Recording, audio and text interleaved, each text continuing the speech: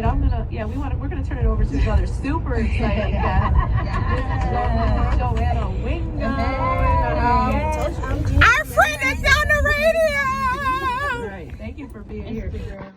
Silver Spring or Facebook. So this is Joanna Wingo. Yes, I'm in here with you guys. It's so exciting to be here. Right, thank you for being here.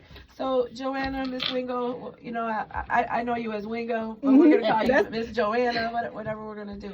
Yeah. You work with Persistence Prep. I'm gonna let you introduce yourself, but what inspired you and Persistence Prep to become a partner in this youth entrepreneurship program? Okay, so as you said, I'm Joanna Wingo. I am the founding dean of culture at Persistence Prep Charter School. Been around since 2018, and we're doing amazingly well. Our scholars are doing what they have to do. What I mean by that is, I'm here and you said, why did we want to partner? Because this is exactly what our mission is.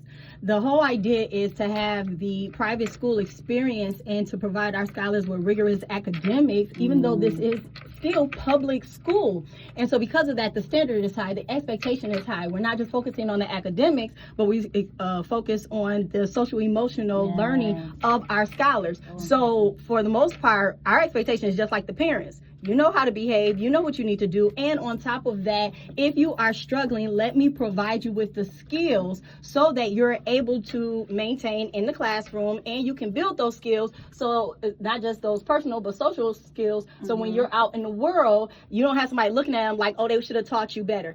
I don't like when people say, oh, this child should have known, or they should know better, or who taught them. Yeah, exactly. Who taught them and when were they supposed to learn?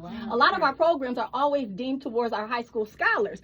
If you take that curriculum and make it age appropriate, you'll realize that our little people are the sponges. They are the ones that you need to invest in. Because why are we waiting until we're about to go to high school and about to go to college, and then we're like, oh, well, make sure you apply to a college in Buffalo because we have such great higher learning education and training centers, which is amazing. But they're ready to go. Why? Because we didn't show them what they could do right now. And then we try to tell them, you got to go to college, you got to go to college. No, you could just build a vocational skill and training. And so that's what we do at Persistence Prep. So as a parent, when you came, and once again, you're an amazing stakeholder, and partnership is real because, as we say, it takes a village. So if it takes a village, your parents should be involved in the child's school. They shouldn't think twice about coming just because they didn't call ahead of time. Like, come on in. We not what I'm doing is what I'm doing. My energy never changes, and the children know that. I don't switch up. Anybody in the city of Buffalo know. Y'all know my energy. I'm on 10 all the time. I'm not changing.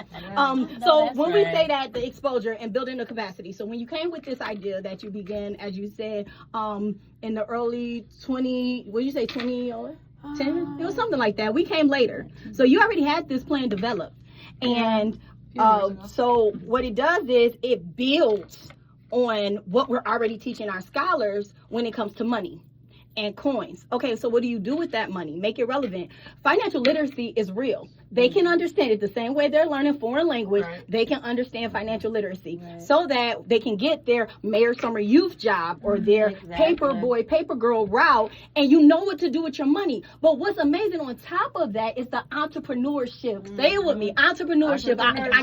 Some people just don't even understand that word. They don't know that word. When my sister was in high school, they had a program through Mone't, but that was when they were already in high school. So my scholars have gone through four cohorts of being with not just the instructor, but Miss Silver is a parent. She was a parent of our school, and on top of that, she's a role model because now my children are looking at her. They get to talk to her. She makes it relevant. Her son is there, so they see that she's executing those skills that she's teaching them, and then she opens up her own business.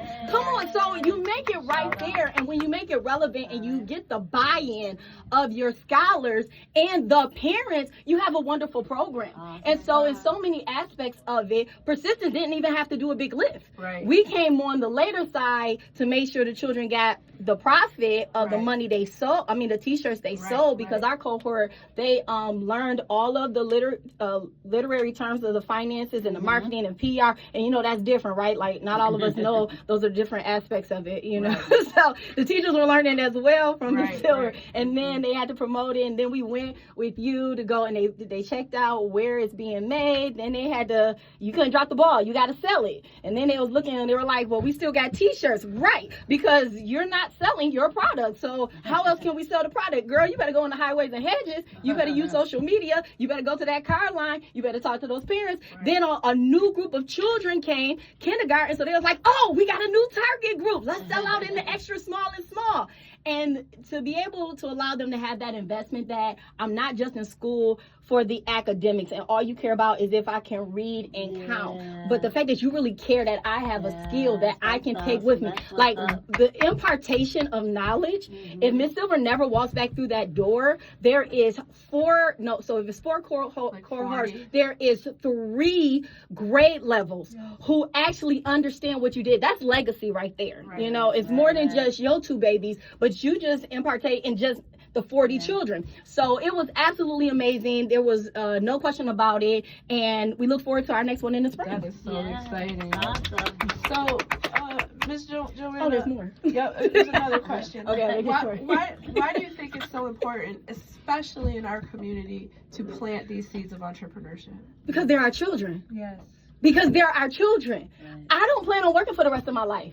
Kind of don't want to work right now. I'm gonna need some residual income. And so we need to be teaching our children that you can do this now. At 10, at 11, I love the vendors. My godson, he sells the bow ties and the ties. And I'm like, listen, all our children could be doing that. Shine, the lip gloss. You take your idea. I don't care what it is, even if it's developing a app. I don't want children in our community to ever think what they see on media is who they are. I don't ever want them to think they are in a box or they are limited. You can do whatever. And since we know what they're going to have to deal with, it's an indictment on us if we don't prepare them. Thank you so much, Joanna. That was amazing. So